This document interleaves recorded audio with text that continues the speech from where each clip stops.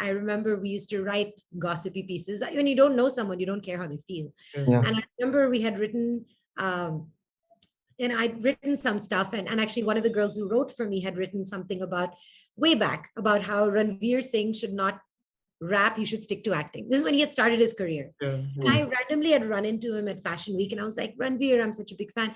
And he was like, I'm really mad at you, Miss Malini. And I was like, why? He said, because you wrote this article. And then I was defending myself saying, oh, I didn't do it. It was my, and then years later, he's done Gully Boy. But I remember thinking, I don't like going to parties like this, that I hope they don't make contact with me because they'll be upset. Because what am I doing? I'm using, and I think of myself as a good person, but I'm using this internet shield to behave in a way I never would in real life. This greed for likes and followers, what has it made me? So I made myself a rule. And this happened because some of the people in my team were like, should we cover this? Should we not cover this? And every time I would have to say yes or no, I was like, okay, let's make a blanket rule. We're never going to write anything we can't say to somebody's face.